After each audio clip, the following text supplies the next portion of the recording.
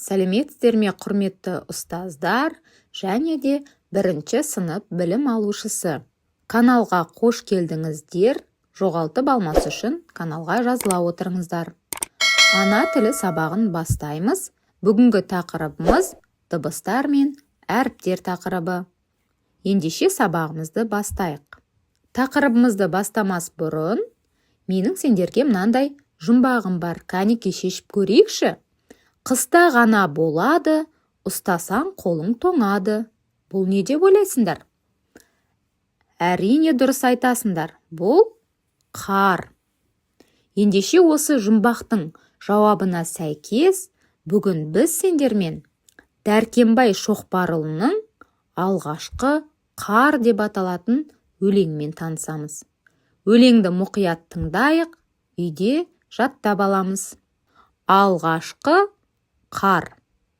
Алақай қар жауды, сырғанақ тебеміз, білмейді шаршауды, шыныққан денеміз.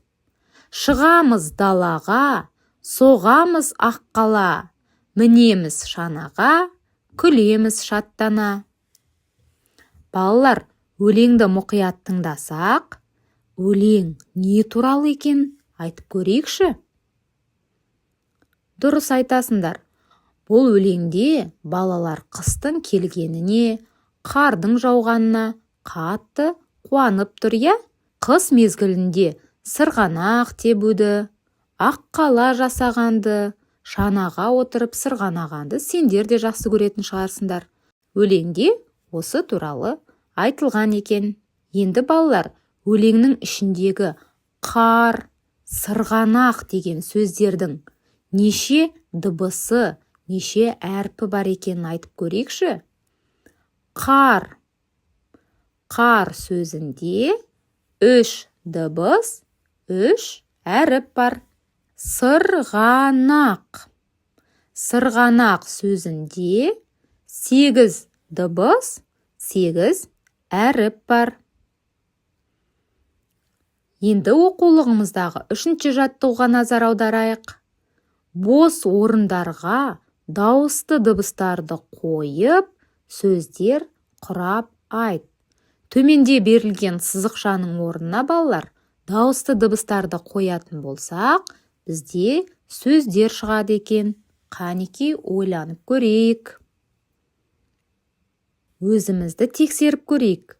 Қандай сөздер шықты?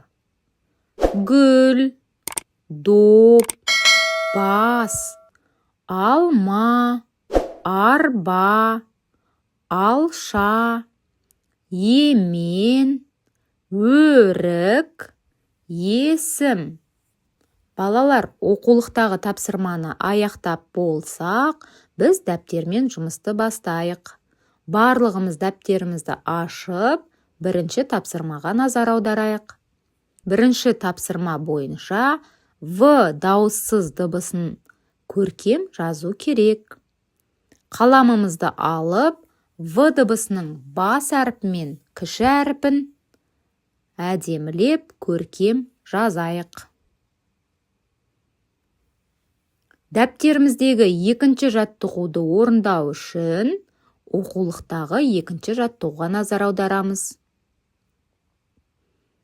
Екінші жаттығуда қар, жар, тар, қыз, қас, қос, топ, доп деген сөздер берілген. Бұл сөздердің мағынасына қарап көрейік. Қандай өзгеріс бар? Қар, жар, тар деген сөздерде алғашқы дыбыстары өзгеріп тұр. Қ, ж, т. Қыз, қас, қос деген сөздерімізде ортасында орналасқан дауысты дыбыстарда өзгеріс бар екен. А, о. Соңғы топ және доп сөздеріндегі бірінші тұрған Т және Д дыбыстарында өзгеріс бар. Балалар, сөздердің мағынасы неге өзгеріп кетті деп ойлайсыңдар? Дұрыс айтасыңдар. Себебі дыбыстардың орны ауысқандықтан сөздердің мағынасы да өзгереді екен. Енді дәптерімізге осы сөздерді әдемі етіп, таза қылып, қатесіз көшіріп жазайық.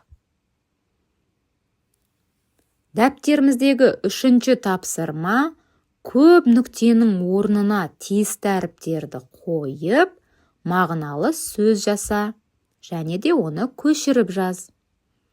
Көп нүктенің орнына дауыссыз дыбыс қойып көрейікші, қандай сөздер шығуы мүмкін? Өзімізді тексеріп көрейік. Жаз, қаз, саз деген сөздер жазуымызға болады екен. Осы 3-ші жаттығудың астында тағы да бір тапсырма бар екен. Әр жолдағы сөздерде кездесетін ортақ дыбысты тауып астынсыз. Қырық, қыз, қырман сөздеріндегі 3 сөзде де кездесетін қай дыбыс балалар? Дұрыс айтасыңдар.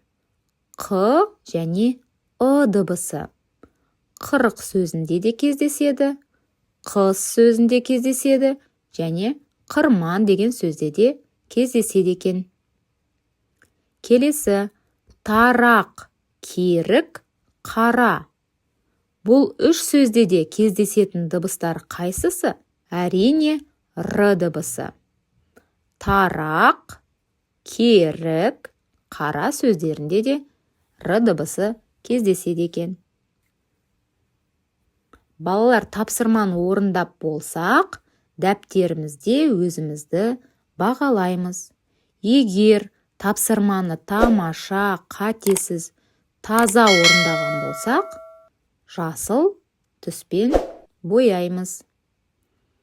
Егер тапсырмада 2-3 қате жіберген болсақ, біз смайликті сары түспен бояймыз. Ал егер де қатеміз өте көп болатын болса, келесі сабақта тырысамын, бұдан да жақсы орындаймын деп, қызыл түспен бояп қойсақ болады.